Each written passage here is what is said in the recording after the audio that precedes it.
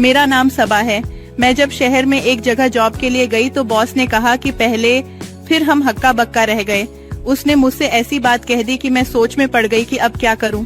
लेकिन हालात की मजबूरी ने मुझे मजबूर करके बॉस की बात मानने पर मजबूर कर दिया। मेरा नाम सबा है। मैंने कभी सोचा भी नहीं था कि जिंदगी मुझे इस मोड़ पर ले आएगी। मैं एक आम सी लड़की थी, मिडिल क्लास फैमिली से, जहां सुबह की रोटी का इंतजाम शाम को होता था।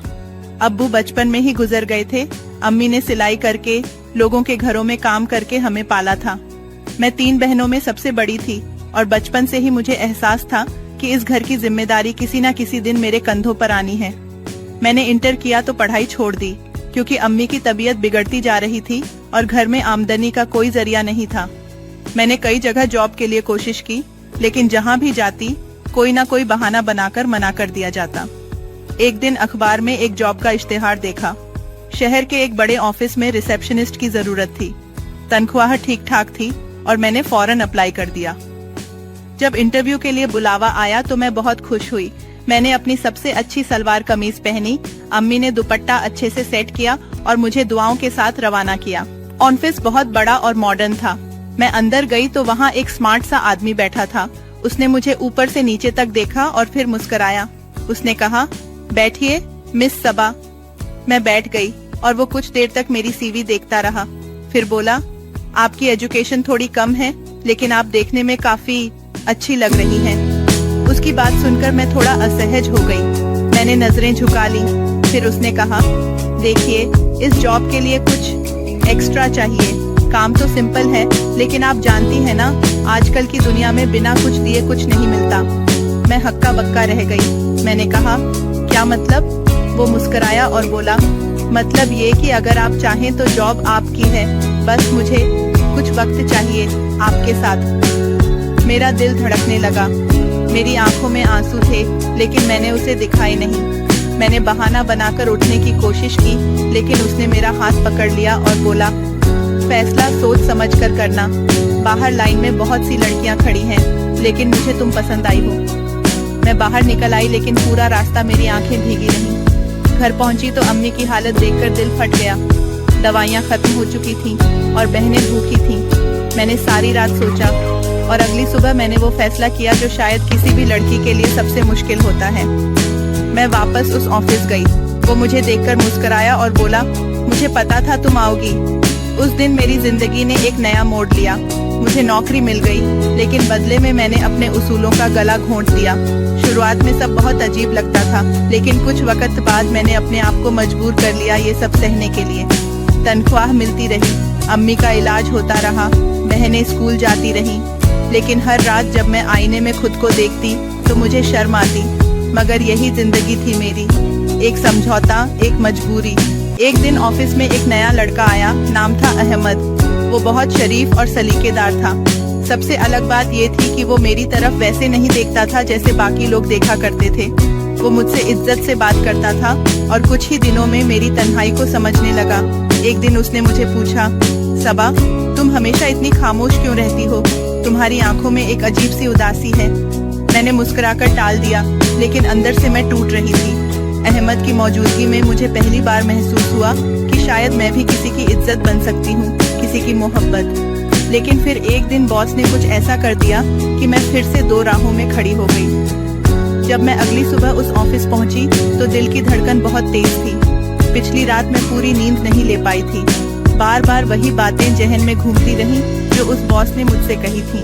उसका लहजा, उसकी आंखों की सीरियसनेस और वो अजीब शर्त, सब कुछ किसी डरावने ख्वाब की तरह था। मगर मैं जानती थी कि अब पीछे हटने का कोई रास्ता नहीं था। मेरे पास ना कोई दूसरा ऑप्शन था, ना कोई जान पहचान, ना कोई और सहारा। घर में अम्मी सुबह सुबह उठकर मेरी चप्पलें साफ कर रही थीं और अब्बू की खांसी का शोर पूरे घर में गूंज रहा था। एक वक्त का खाना मुश्किल से पूरा होता था और बिजली का बिल इस बार भी कटने के करीब था। ऐसे हालात में मैं सिर्फ खुद के लिए नहीं, बल्कि पूरे घर के लिए ये नौकरी करना चाहती थी। और जब पहुंची तो रिसेप्शन पर वही लड़की बैठी थी जो कल भी थी, गुलाबी सूट में, बालों की पोनी बनाए हुए और चेहरे पर कोई इमोशन नहीं। उसने मुझे ऊपर देखने का इशारा किया।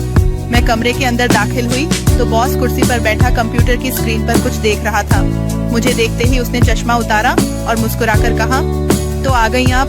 अच्छा किया। उसने मुझे बैठने को कहा और फिर एक फाइल मेरी तरफ बढ़ाई।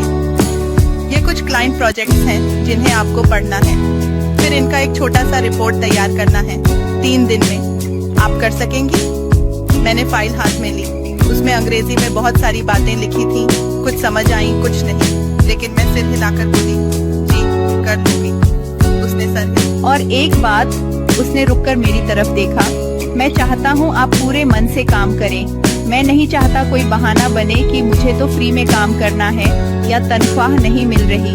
अगर आप इस ट्रेनिंग पीरियड को सीरियस लेंगी तो यकीन मानिए 3 महीने बाद आपको इस शहर में कहीं और नौकरी तलाश करने की जरूरत नहीं पड़ेगी। मैंने फिर सिर हिलाया। दिल में कुछ सुकून सा था कि शर्त शराफ वाली है, मगर फिर भी फ्री में 3 महीने बहुत लंबा वक्त था। उसने मुझे कुछ और डॉक्यूमेंट्स दिए और कहा कि मैं एक अलग डेस्क पर बैठ सकती हूँ। वहाँ एक पुराना सा कंप्यूटर था और खिड़की के पास थोड़ी रोशनी आती थी। मैं वहीं जा बैठी और धीरे धीरे फाइल पढ़ने लगी। दिन तेजी से गुजरता गया। दोपहर के वक्त शायरा ने मुझे इशारे से बुलाया और कहा, चाय पीनी है? मैंने हामी भरी तो उसने मुझे ऑफिस के अंदर बनी छोटी सी किचन दिखाई, जहाँ पर एक केतली, कुछ कप और दूध पत्ती रखे हुए थे। मैं चाय बना रही थी और सोच रही थी कि ये सब कितना अलग है मेरे कॉलेज के दिनों से।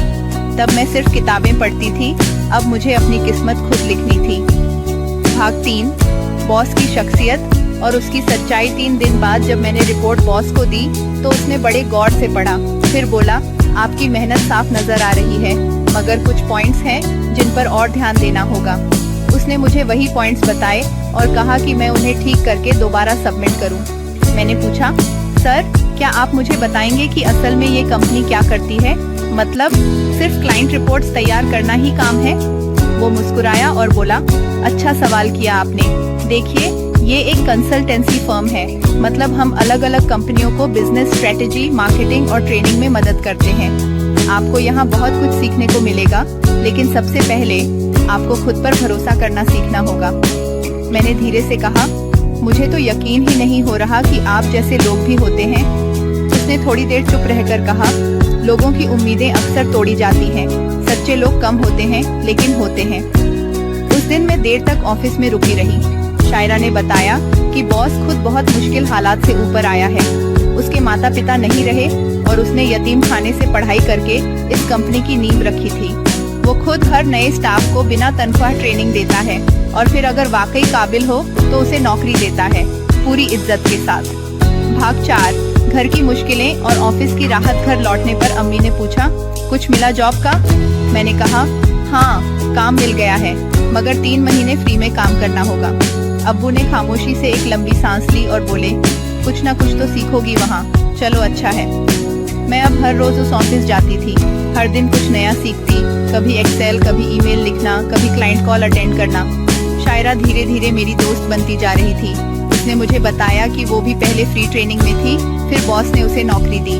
भाग 5, मेरी काबिलियत और बॉस का यकीन। एक दिन बॉस ने मुझे अचानक कहा, सबा आप एक क्लाइंट मीटिंग में मेरे साथ चलेंगी। मैं हैरान रह गई। मैं? हाँ आपने जिस क्लाइंट की रिपोर्ट तैयार की थी वो आप ही बेहतर समझा सकती हैं। हम मीटिंग में पहुंचे। मैं बहुत नर्वस थी, मगर जैसे ही बात शुरू हुई मैंने महसूस किया कि मैं जो